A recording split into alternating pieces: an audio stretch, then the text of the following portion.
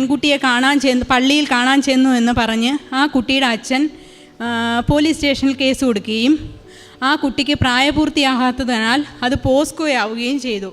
പിന്നെ അവനെ ശിക്ഷിച്ചു. 18 ദിവസം കഴിഞ്ഞാണ് അവൻ വീണ്ടും വെളിയിലിറങ്ങുന്നത്. അത് കഴിഞ്ഞ് വീണ്ടും അവന് ഹൈദരാബാദിലൊരു ജോലി ഉണ്ടായി. അതിനവൻ കയറിപ്പോവുകയും ചെയ്തു. വീണ്ടും അവൻ കേസിന് 2-3 വട്ടം വന്നു. വീണ്ടും അവൻ്റെ കേസ് വക്കീൽ പറഞ്ഞു ഇനി അവന് വിചാരണ നടക്കുന്നത് ഡിസംബർ 5-ാം തീയതിയാണ്. അന്ന് എല്ലാവരെയും വിസ്തരിക്കും. അവന് ശിക്ഷ കിട്ടാനുള്ള എല്ലാ വിധികളും ഉണ്ട്. 2 വർഷമെങ്കിലും കോടതി അവന് ശിക്ഷിക്കും എന്ന് പറഞ്ഞു. പക്ഷേ ഒരു കുഴപ്പമില്ല. അവർ തങ്ങൾ സ്നേഹിച്ചെന്നൊരു കുറ്റം മാത്രമേ അവൻ ചെയ്തിട്ടുള്ളൂ. പക്ഷേ എങ്കിലും അത് കോടതിക്ക് അത് ബോധ്യമാണെന്നില്ല. കാരണം പെൺകുട്ടി പ്രായമാകത്തുണ്ട്. എൻ്റെ പേര് രമ്യ. ഞാൻ അഞ്ചലിൽ നിന്ന് വരുന്നു. ഞാൻ ഒരു ഹിന്ദുവാണ്. ഞാനിവിടെ ഉടമ്പടി എടുക്കുന്നത് നവംബർ 26-ാം തീയതിയാണ്.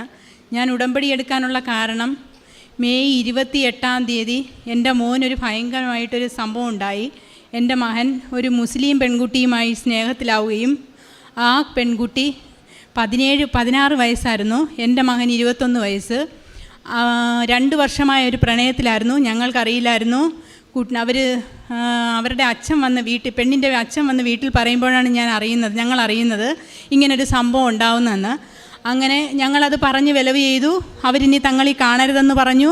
എല്ലാ വിലവുകളും ഞങ്ങൾ ചെയ്തു. പക്ഷേ വീണ്ടും അവർ കാണുന്നുണ്ട് എന്ന് ഞങ്ങൾക്കറിയില്ലായിരുന്നു. ഞങ്ങൾ ഇരുകൂട്ടർക്കും അറിയില്ലായിരുന്നു. അപ്പോൾ മെയ് 27-ാം തീയതി ആ പെൺകുട്ടിയെ പള്ളിയിൽ കാണാൻ ചെന്നു എന്ന് പറഞ്ഞ് ആ കുട്ടിയുടെ അച്ഛൻ പോലീസ് സ്റ്റേഷനിൽ കേസ് കൊടുക്കുകയും ആ കുട്ടിക്ക് പ്രായപൂർത്തിയാകാത്തതിനാൽ അത് പോസ്കോയാവുകയും ചെയ്തു. പിന്നെ അവനെ ശിക്ഷിച്ചു. 18 ദിവസം കഴിഞ്ഞാണ് അവൻ വീണ്ടും വെളിയിലിറങ്ങുന്നത്. അത് കഴിഞ്ഞ് വീണ്ടും അവന് ഹൈദരാബാദിലൊരു ജോലി ഉണ്ടായി. അതിനവൻ കയറിപ്പോവുകയും ചെയ്തു. വീണ്ടും അവൻ കേസിന് 2-3 വട്ടം വന്നു. വീണ്ടും അവൻ്റെ കേസ് വക്കീൽ പറഞ്ഞു ഇനി അവന് വിചാരണ നടക്കുന്നത് ഡിസംബർ 5-ാം തീയതിയാണ്. അന്ന് എല്ലാവരെയും വിസ്തരിക്കും. അവന് ശിക്ഷ കിട്ടാനുള്ള എല്ലാ വിധികളും ഉണ്ട്. 2 വർഷമെങ്കിലും കോടതി അവന് ശിക്ഷിക്കും എന്ന് പറഞ്ഞു. പക്ഷേ ഒരു കുഴപ്പമില്ല. അവർ തങ്ങൾ സ്നേഹിച്ചെന്നൊരു കുറ്റം മാത്രമേ അവൻ ചെയ്തിട്ടുള്ളൂ. പക്ഷേ എങ്കിലും അത് കോടതിക്ക് അത് ബോധ്യമാണെന്നില്ല. കാരണം പെൺകുട്ടി പ്രായമാകത്തുണ്ട്. പക്ഷേ ഡിസംബർ 5-ാം തീയതി അവൻ്റെ വിചാരണ തുടങ്ങുന്നു. അവൻ നവംബർ 15-ാം തീയതി അവൻ സ്ഥലത്ത് വരുന്നു. എനിക്കെന്ത് ചെയ്യണമെന്നും അറിയില്ല. ഭയങ്കര വിഷമമായി. ഞാൻ ഉറങ്ങാത്ത 6 മാസങ്ങളായിരുന്നു. എനിക്ക് ആഹാരം വേണ്ട, ഉറക്കമില്ല, വിളിക്കാത്ത ദൈവങ്ങളില്ല. എനിക്ക് ഒരു മനസ്സമാധാനം ഇല്ലാത്ത എൻ്റെ ജീവിതാന്തരീക്ഷത്തിൽ ഇവിടെ ഉടമ്പടി എടുക്കാൻ വരുന്നതിൻ്റെ 3 ദിവസത്തിന് മുമ്പ് ഞാൻ ഇതുപോലൊരു പ്രൈവറ്റ് കമ്പനി ജോലി ചെയ്യാണ്. അവിടെ വഴിയിൽ വെച്ചൊരു ചേച്ചിയെ കാണുകയുണ്ടായി. ചേച്ചി ഒരു ഹിന്ദു ആയിരുന്നു. അവരെനിക്കൊരു കൃപാസനം പത്രം തന്നു. അവരെൻ്റെ അടുത്ത് ചോദിച്ചു എവിടെ പോകുമെന്ന് ചോദിച്ചു. അപ്പം ഞാൻ പറഞ്ഞു ഇതണക്ക് ഞാൻ ജോലിക്ക് പോകും. അവരെനിക്കറിയില്ല. എനിക്കറിയാം ഞാൻ മാതാവാണെന്ന് തോന്നുന്നു അതെൻ്റെ മുമ്പിൽ കൊണ്ടു തന്നത്. അപ്പോൾ അവരെൻ്റെ അടുത്ത് ചോദിച്ചു എവിടെ പോകുന്നു. അപ്പം ഞാൻ പറഞ്ഞു ഞാൻ ഇതണക്ക് ജോലിക്ക് പോകുന്നു. അപ്പം ഞാൻ ചേച്ചിയുടെ ചോദിച്ചു ചേച്ചി എവിടെ പോയതാ. അപ്പോൾ പറഞ്ഞു ഞാൻ കൃപാസനത്തിൽ പോയതാ. ഇന്നലെ ചൊവ്വാഴ്ചയായിരുന്നു. അവിടെ ധ്യാനം ഉണ്ടായിരുന്നു. ഞാൻ അത് കഴിഞ്ഞ് വരുമെന്ന്. അപ്പോഴും എനിക്ക് കൃപാസനം എന്ന് പറഞ്ഞപ്പോൾ എനിക്ക് മനസ്സിലായില്ല. അപ്പം ഞാനൊന്നും മിണ്ടാതെ നിന്നു. എനിക്കറിയാത്തതുകൊണ്ട് ഞാൻ കൂടുതൽ വിസ്തരിച്ച് ചോദിച്ചില്ല. അപ്പോൾ ആ ചേച്ചി എനിക്കൊരു പത്രം തന്നപ്പോൾ എൻ്റെ അടുത്ത് ചോദിച്ചു മോളെ കണ്ടിട്ട് ഭയങ്കര വിഷമം ഉണ്ടാകുന്ന എനിക്ക് തോന്നുന്നല്ലോ എന്ന് പറഞ്ഞു. അപ്പം എൻ്റെ കണ്ണ് രണ്ടും നിറഞ്ഞു. എനിക്കൊന്നും പറയാനും തോന്നിയില്ല. എനിക്കിട്ടത് പറഞ്ഞാൽ ഞാൻ അവിടെ നിന്ന് കരഞ്ഞു പോകും. അപ്പം ഞാൻ ഈ പത്രവും കൊണ്ട് വീട്ടിൽ പോന്നു. പിന്നെ ആ ചേച്ചി ഞാൻ കണ്ടിട്ടില്ല, എനിക്കറിയേയില്ല. പിന്നെ എൻ്റെ ഫോൺ നമ്പർ തന്നു. കൂടെ ഞാൻ ആ ചേച്ചി എൻ്റെ അനുഗ്രഹങ്ങളെല്ലാം ഞാൻ വിളിച്ച് പറഞ്ഞിട്ടുമുണ്ട്.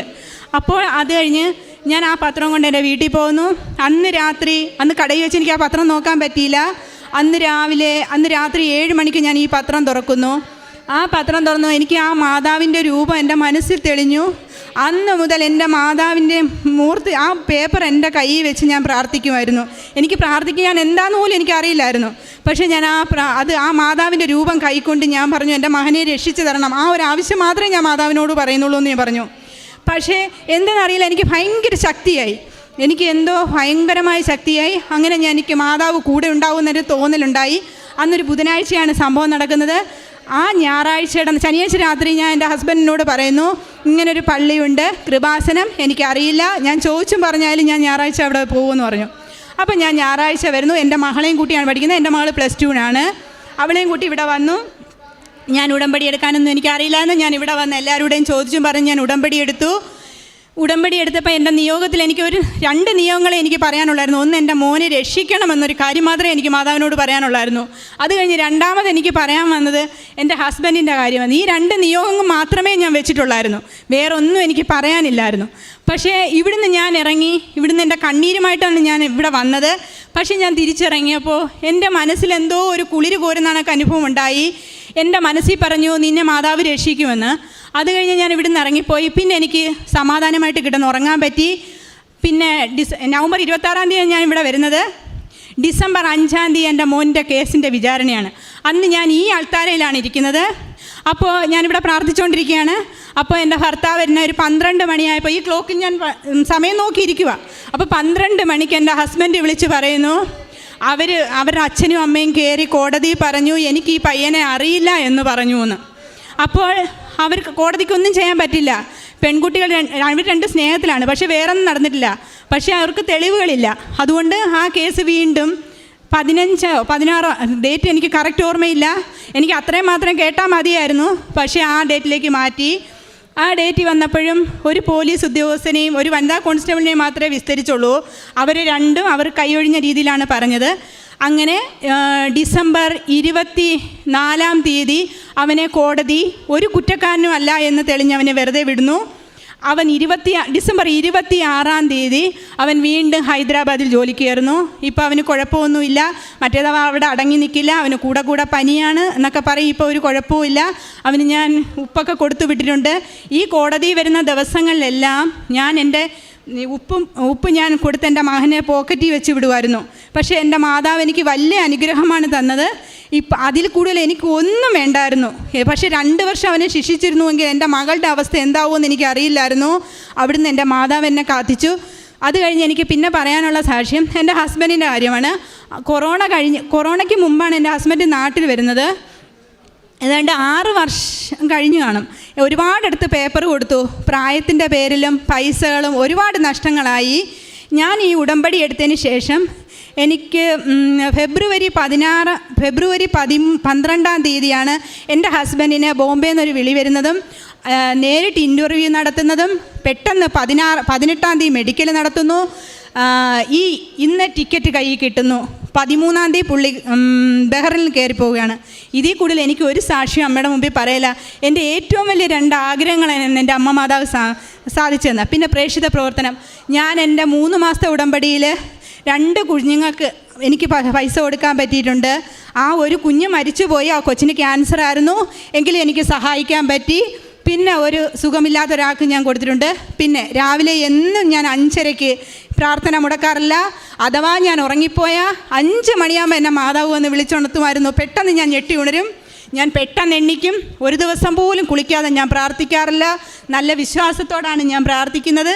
അതുപോലെ തന്നെ ഞാൻ ജോലിക്ക് പോയിട്ട് 5:30-ക്ക് തിരിച്ചു വരും.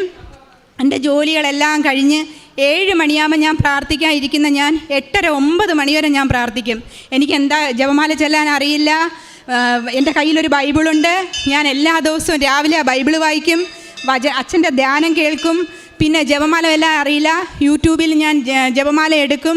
ആ ജപമാല പ്രാർത്ഥിക്കും. വിശ്വാസത്തോടാണ് ഞാൻ ഇന്നുവരെ എനിക്ക് ഒരുപാട് അത്ഭുതം. ഇത് മാത്രമല്ല, എൻ്റെ ജീവിതത്തിൽ ഒരുപാട് അനുഭവങ്ങൾ എനിക്ക് ഉണ്ടാക്കി തന്നിട്ടുണ്ട്. സാമ്പത്തികമായിട്ടും ഒരുപാട് ബുദ്ധിമുട്ടില്ലാതാണ് ഞാനിപ്പോൾ ജീവിക്കുന്നത്. ഇത്രയും അനുഗ്രഹങ്ങൾ തന്ന ഈശോയ്ക്കും അമ്മയ്ക്കും ഞാൻ 1000 നന്ദി പറയുന്നു.